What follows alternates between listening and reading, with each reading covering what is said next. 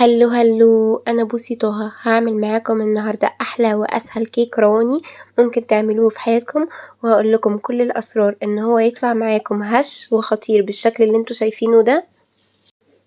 وهقول لكم كل الاسرار ان الرواني تطلع معاكم مظبوطه جدا وكمان هشه جدا وتكون بالشكل اللي انتوا شايفينه ده. ولو انتوا اول مره تشوفوني ما تنسوش بقى تعملوا لي اشتراك للقناه وتفعلوا زر الجرس علشان خاطر يوصل لكم كل وصفاتي. ويلا بينا نبدأ مع بعض الطريقة. كل المكونات معايا هتكون في البداية في الخلاط. هضيف في الخلاط كوباية من السكر وكوباية من اللبن، والكوباية اللي أنا بستخدمها هي دي الكوباية اللي أنا بعاير بيها كل المكونات. وهضيف عليهم 4 بيضات متوسطين ولازم يكونوا بدرجة حرارة الغرفة. لو البيض بتاعكم حجمه كبير ممكن تضيفوا 3 بيضات. بضيف عليهم كيسين من الفانيليا وكوباية إلا ربع من الزيت، وبضيف كمان كوباية من الزبادي ولازم تكون بدرجة حرارة الغرفة. كل المكونات اللي أنا بستخدمها بتكون بدرجة حرارة الغرفة.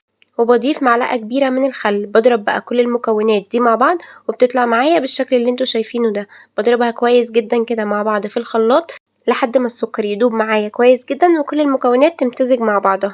بضيف الدقيق بتاعي بقى كده بالتدريج، وبيكون في ايديا المضرب بالشكل ده. بضيف الدقيق كده بالتدريج وبقلب كده بسرعة بالشكل اللي انتوا شايفينه ده، وبقلب على جهة واحدة بس.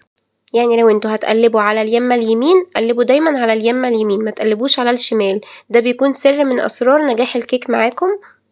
بعد ما ضفت اول كوباية من الدقيق بضيف كيس كيك شيف كامل بالشكل ده بيكون 23 جرام، وبضيف باقي كمية الدقيق بالتدريج بالشكل اللي انتوا شايفينه ده على حسب ما الكيك بتاعي يحتاج معايا. انا الكيك بتاعي احتاج 3 كوبايات ونص، انتوا ممكن يحتاج منكم اكتر من كده او ممكن يحتاج 3 كوبايات على حسب نوع الدقيق بتاعكم.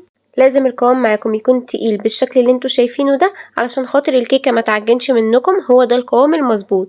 وزي ما قلت لكم على حسب نوع الدقيق ممكن تحتاج معاكم 3 كوبايات او 3 كوبايات ونص او 4 كوبايات.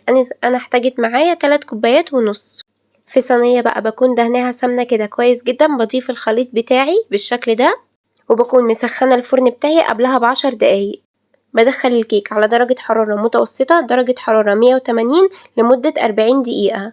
وزي ما قلت لكم النار لازم تكون متوسطة علشان خاطر الكيك ينجح معاكم ويطلع معاكم هش بالطريقة اللي انتوا شايفينها دي، لان التسوية عليها عامل مهم جدا.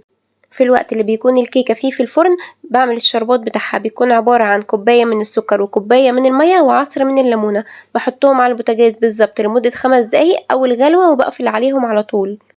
بطلعها بقى من الفرن وبسقيها بالشربات بالشكل اللي انتوا شايفينه ده. لازم الشربات يكون بارد معانا والكيك يكون سخن. وبسيبها بقى وبغطيها لمدة نص ساعة بحيث ان هي تطرى معايا بقى كويس جدا وتديني الطراوة والطعم الخطير، وتطلع معاكم بقى بالشكل اللي انتوا شايفينه ده. انا ضفت عليها جوز هند من على الوش، لو انتوا حابين تضيفوا جوز هند ممكن تضيفوه، لو مش حابين ممكن تستغنوا عنه. شايفين الكيكة طالعة معانا ازاي؟ هسيب لكم بقى تقولولي رأيكم في الكومنتات. ولو انتوا محتاجين اي وصفة اكتبولي في الكومنتات وما تنسوش تقولولي بتتابعوني منين. ولو انتوا وصلتوا معايا في الفيديو لحد هنا ما تنسوش بقى تحطوا اللايك وتعملوا اشتراك للقناة وتفعلوا زر الجرس علشان خاطر يوصلكم كل وصفاتي. وما تنسوش دايما ان مع بوسي طه دايما حلاوتها في تتبيلتها.